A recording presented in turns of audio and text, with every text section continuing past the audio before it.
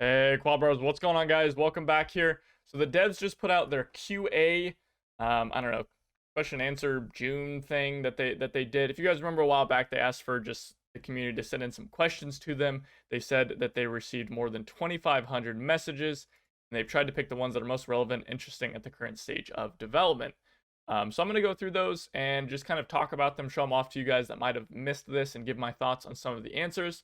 I will say initially that I'm not really a big fan of this format for Q&A. I think that this is very much so catering towards the developers. Like if they were to get a hard question that was, really relevant to the community, but one that is hard for them to answer. So for example, something about like monetization or something like that, then they can just ignore it in this format, as opposed to some other format where it's a little bit harder for them to just kind of brush the question off. So I don't know. I don't really enjoy this type, but I'm glad that there is communication, so I will at least say that. So starting out with game mechanics, they said, are there plans to add female characters to the game? I'm assuming a lot of people are just thinking about Battlefield 5 in this case, which I've given a lot of my thoughts on that on stream over at twitch.tv/HeyQuadro. You guys should come check me out over there. But they said, yes, we have plans for historical squads where women actually fought. So I'm assuming this means maybe like Russian snipers. I don't know if there are Russian tankers. Some games I think have Russian tankers, like Company of Heroes has some Russian tankers. I don't know how historically accurate that was, but for the historical squads where women actually fought, I guess they're gonna have some. So I don't know. Again, I've given my thoughts on this. I don't really care. It's not a big deal to me to have women fighting. It doesn't break the immersion to me, and especially not if it's historically speaking. So I don't really mind as long as, again, it's historical. So there you go. Are there any new soldier classes to look forward to? For example, medics. Considering different versions of new soldier classes, which may appear in the new enlisted campaigns, but it's too early to say what kind of classes they will be. So it does say new enlisted campaigns, which makes me think that we're not going to be having them in the current campaigns, which makes sense. I can't really think of any classes that would make sense other than, say, medics. And I don't really think you need medics in the game, so it makes sense. But I would assume like maybe in like, the Pacific or something, we could have separate classes that would make sense. Or, if we're in Tunisia, maybe there was something. I'm not really sure. I'd have to think about it a little bit more. But yeah, it makes sense that there could be more in the future. And they also don't want to say just no, because that kind of excludes them. So, will it be possible in the future to upgrade weapons not only through improvements, but through additional add-on modules? So I'm assuming like sights, um, you know, things like that. More things like Call of Duty attachments. So they said there weren't many weapon modules, but the ones that did exist, they already have them. So sniper sights, bayonets, mounted grenade launchers, and modifications. So I'm assuming they're wanting to keep this very historically accurate. They don't want you running around with a Thompson with an 8x, which I agree with. Although I do agree with the concern here, which is that weapons are kind of boring in their current state oftentimes. So it'd be kind of cool to be able to have some different stuff. Is it planned to implement replay mechanics? Yes, but not now. Right now, we're working on more high priority tasks. That's fair. I really want custom games. That's what I want. I want to do some custom matches with people and do some competitive matches. I think that would be a lot of fun. I hope that is coming in the near future. Closer than, than these, at least. What customization options will appear first? Uniforms, weapons, faces, player names. Most highly requested is ability to change names and faces. Soon enough. They're also really vague on a lot of these answers, which is fair, but also annoying. Is my campaign level or skill affecting the opponents I fight against in battle? This is an important question. And this is something that a lot of people have been wondering about, and there hasn't been any real answer up until now. We haven't really known. But they say not for now. So all players are just matched together in the same battles because they're focusing on balancing weapons and vehicles so that even the most upgraded tanks can still be destroyed by an explosive pack. And one lucky bullet will kill a 5-star soldier. However, we do have plans to implement matchmaking based on campaign levels. It will work as follows. The matchmaker will try to find enough high-level players to gather them into a battle, and if it fails, then the level will fork. So essentially, if you don't understand what this means, is that they're going to try to put all the high-level players together, and then the other players are going to get, the low levels are going to go together, and then, if there aren't enough high levels, then they'll get put together with the low levels. And I don't know, this makes sense in theory, but I think that, like, in practice, this doesn't work very well, because what if I just don't want to play at high level stuff? What if I want to play around with low level weapons against other low level players? Like in War Thunder or something like that. In War Thunder, you can do that. You can't really do that right now. So like if I just wanted to like play around a Stuart because I really like the Stuart tank, then it's like, you know, I might just get crushed by a Panzer IV or a Panther or something like that. And I won't have anything to do, which kind of sucks to be honest. So I wonder if they're gonna like put something in to manage that. And that's some feedback I've seen some other people saying as well. Would you like to make it possible for a global queue, the ability to search for a battle in several campaigns and get into the first one found? Oh, okay, I see. Like a quick match option. Sure. Could you make it possible to directly select a particular soldier from my squad? Right now, it's not very convenient. I don't understand this. Like, what? You'd press like 4 and then switch to your 4th soldier? I mean, they say it's not very convenient and to switch randomly, but you don't switch randomly. When you hit Y, you go to the next soldier. So if you want to be the 4th soldier in the squad, you hit Y 3 times. Well, I don't really understand this question. And I don't really think that it needs to be changed. I guess if they change it and it's like a better system, then that's fine. But I don't really think that there needs to be focus on this because you just hit Y 3 times. You just hit the switch soldier button the amount of times that you need to, you know? The mechanics of picking up weapons is currently not very convenient, and you have to spend a couple of seconds on this. Are there plans to improve it? Picking up weapons from dead soldiers were never welcomed by either sides, although situations in which it had to be done happened. We want to emphasize this by making picking up weapons, you know, on the last on the list for replenishing ammo. For example, will motivate engineers to install ammo crates and continue to develop similar mechanics. I really don't like this. They've already implemented some changes to picking up weapons, and I think that these are very poor changes. So right now, as it stands, if you pick up a gun, you actually have no ammo in the gun. You have to reload the gun, which I actually think after reading this is intentional and not a bug, which I heavily disagree with because one, it's very counterintuitive. How come every gun that I pick up off a soldier, even a guy was just shooting me, if I shoot him while he's shooting me, his gun now has no ammo? That doesn't make any sense to me. And I mean, I get it. Like historically speaking, yeah, I guess sides didn't really want to pick up other sides' guns for obvious reasons. But that's like not even entirely true because I know for a fact there's lots of stories of the American soldiers wanting to get like, you know, the Lugers and stuff like that, right? Like that was a huge thing, and wanting to bring those back to like their kid brothers and things like that back home, or just wanting to have one to be able to use because they were good weapons and they were cool weapons. So I don't really see this as being like a very valid and very, I don't know, it just feels like a cop out. Like I don't really understand this, to be honest with you guys. I think that picking up weapons is a really fun part of the game. You know, I personally find a lot of enjoyment with running around and like, you know, I find a weapon on the ground, it's an FG-42, and then I can kill a bunch of Germans with an FG-42. I think that's really fun. I think that's cool. I think it lets you use guns from the other side that you don't normally get to use because maybe you haven't leveled up that campaign yet. And if you make it really hard to do that, I think it's counterintuitive. And yeah, maybe it's somewhat historically accurate, but I mean, come on. I mean, let's be real. I think that this is an overstep in historical accuracy. You know what I mean? I think that this is just too much. I don't think it makes very much sense. And this is one of my least favorite things that they've said about this Q&A, and I heavily disagree with that. Do you plan to add bipod mechanics? I'm not even going to go over that. It's already in the game. I've done videos on it. Will rank 5 for soldiers remain the highest in the game? We have no plans to increase the maximum rank, but there will be levels of upgrades for veterans. It won't work the same way. Stay tuned. We already knew that those were going to exist. You plan to further improve AI soldier commands? Yes, of course. I'm not even going to... Yes, they will. Absolutely. Will you give pilots a parachute? They've said in the past, yeah, they will appear in the future. As of right now, the zone in which you can bail from your aircraft is small, and outside of it, a parachute won't save you. For now, we're directing our efforts at higher priority tasks. The thing that's interesting about this is I feel like this kind of implies that they're going to make the map bigger. Because it says right now, as of right now, the zone in which you can bail from your aircraft is small. So I wonder if they're going to make it bigger. You know, like, I don't know, this feels like they kind of are implying they'll make some bigger maps or something like that, which kind of cool. Why are armored vehicles so hard to control? Moving, aiming, and shooting requires serious coordination experience. That's not what I see in War Thunder. It's difficult to control a tank in real life, especially a World War II tank. It was mass produced.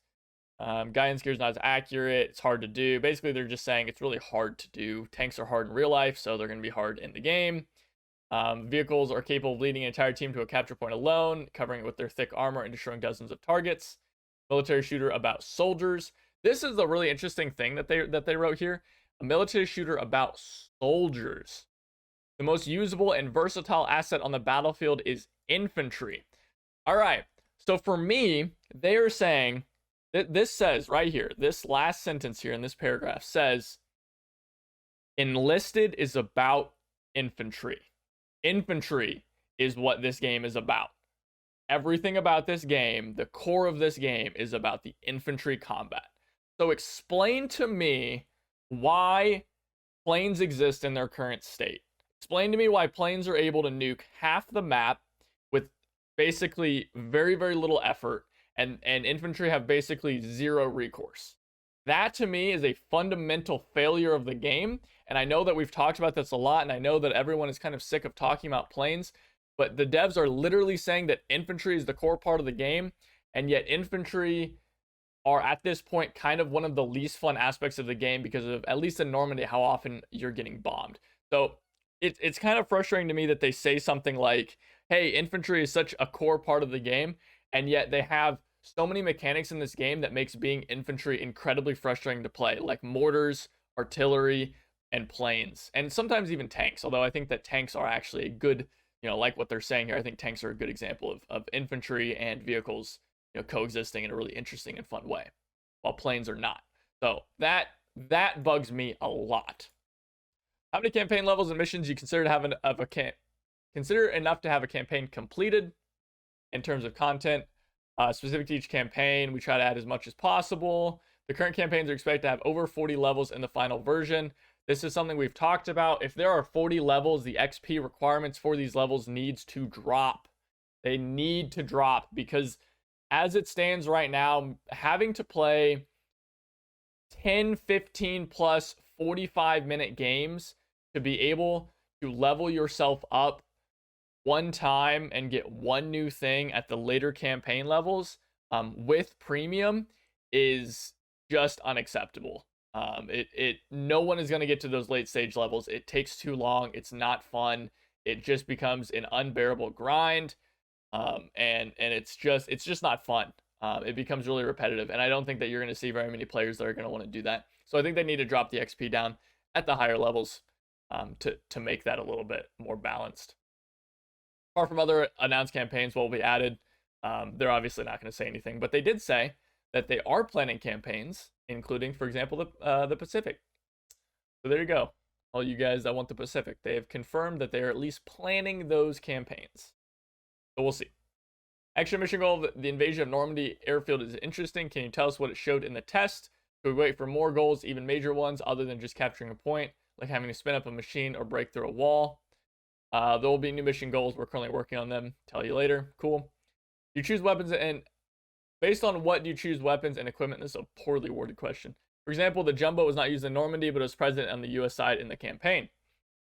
So basically, they say here that the first weapons and equipment that appear are the ones that are historically accurate. They have absolute priority. I'll talk about that in a second. There are situations when one of the sides clearly lacks some tools.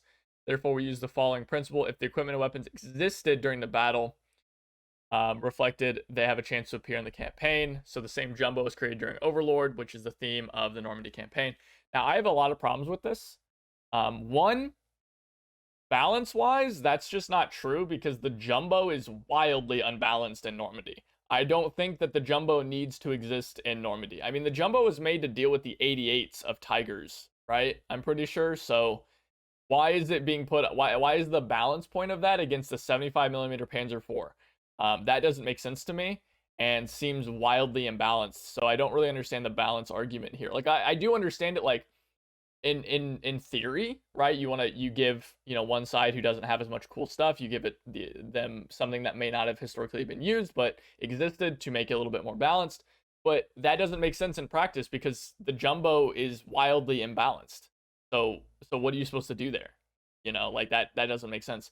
And the other thing that really bugs me here is that they say that the weapons and equipment that appear in the campaign are those that were historically used in the battle on which the campaign is focused. They have priority.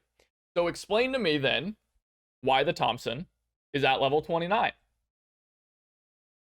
Seriously, I mean, really, explain. I know I did a whole video on this, and I know I've ranted about this in the past, but explain to me why, if the weapons that are historically used in the battlefield are the ones that are going to be the first weapons. The first weapons and equipment that appear in the campaign are the ones that were historically used. Go look it up. I mean, there were 1.5 million Thompsons that were made for the American forces. And yet, why is the grease gun? Why are both variants of the grease gun the ones that are the first ones you unlock? Those aren't the ones that were the majority weapons that were used. I understand balance wise that could be a problem, but I mean, you can't sit there and tell me with a straight face and write out in this dev blog from the devs the first weapons and equipment that appear were the ones that were historically used when the Thompson is at level 29. You know, after a Sten, the 101st Airborne are using a Sten, and you're gonna tell me that the first weapons are the ones that were historically used? I mean, really? I don't know. That's really frustrating to me. That it feels very contradictory. It feels like the devs are not. It feels like whoever wrote these responses are not on the same page, or that they're hopefully going to be changing things around in the near future. But this answer, this right here, this makes no sense to me, and this seems contradictory. Can you tell me about the balancing of missions? They make changes. I'm not going to go over this. This is just basic balance things. They're going to look at the data and they're going to change things to balance things out. I don't really think that anything is wildly out of balance in the game. I think that there's gameplay issues that make the game not fun, but I don't think that there's any major balance issues, except in Berlin, I suppose. But that makes sense. Very, very early. Enjoy multiple campaigns. Oh, this is an important one. I enjoy multiple campaigns, but it takes a long time to level up everywhere and is a holding back factor for me. What's your opinion on this? Would you add something to make it easier for the active player base to enter a new campaign? They want players to start playing any available campaign. On the other hand, we don't want the campaign levels to go by so quickly that they won't have time to try out new gameplay of squads. I don't think that's an issue. People are going to play the squads and they want to level up the squads, so I don't think that you need to worry about that. But there you go. We also plan to add boosters. Boosters are very good. We also are considering adding in the future, adding a system will speed up the unlocking of content and new campaigns for those players who already have high levels in other campaigns. I think this is good. Just like a 1% boost per level to the opposite campaign side could be good. Or maybe as you level up the campaigns, you get boosters that help you level up separate campaigns. That could be good. I also think adding in some first win of the day bonuses would be nice. So like, each campaign has like, each faction on each campaign has like a first one of the day that gives you like double XP. So then you get like a big bump in XP, and that encourages people to play all the different campaigns, and also helps people, spread the player base out between all the campaigns rather than just focusing on one campaign. So devs, take note. I think a first one of the day bonus would be very good to do, and many other games have shown that works as well. Communication will the game be available on Steam? There's no plans to release Enlisted on Steam for now. I hope that changes. I hope that changes really soon, because you need to launch the game on Steam. I think that that's very obvious. I think that they would be a very brain dead move to not launch the game on Steam, because that is where a massive player base is, and you've already got War Thunder on Steam, so why would it be so hard to launch Enlisted on Steam as well? So, by no plans for now, I hope that they mean we're going to wait till the game launches and has Tunisia finished, and then we're going to launch it on Steam. Personal statistics or leaderboard, separate devlog, cool. And then we have some other extra things in the near future. We'll be implementing the following: ability to destroy a rally point remotely without having to return to it, good. Choice of language for combat commentator, good. Ability to try to premium squad at practice range without buying it, good. Approve the academy interface, in particular add a link to the squad the soldier is assigned to. Thank you. Please make this be near future. But that's it, guys. That's the Q&A. This went on for quite a while, but I hope I gave my thoughts across the board here. There's some things that I really wanted to focus on in this, because there are some things that really annoyed me, and there's some things in here that I really enjoyed and really liked. I will say, as just a closing note here, guys, devs, I hope I didn't come off as too critical or anything like that. Like, I love what you guys are doing. I think you guys are doing a good job, and I can say from firsthand experience that I understand that game development is incredibly difficult, especially something on a large scale like Enlisted. So I really respect and I really appreciate the communication across the board, and I hope that my feedback is helpful in the development of the game. So guys, if you guys enjoyed the video and you guys want to see more stuff like this, me going over this, go ahead and hit the like button. Remember to comment and subscribe as well. I do appreciate it. We're coming up on that 10K. We'll probably do a huge 10K celebration whenever I get back from vacation in a couple weeks here. I'll be going on vacation. We'll have some videos scheduled, but for the most part, we won't be seeing a ton of it. Remember, you can also come follow me at twitch.tv/HeyQuadro. Come chill out with me, play some games, and join our community Discord. Keep involved with the community. Big Enlisted community. It's a great place to play with people and have a bunch of people who are all playing Enlisted and playing other games as well. So thank you guys again for watching, and I'll see you guys next time. Take it easy.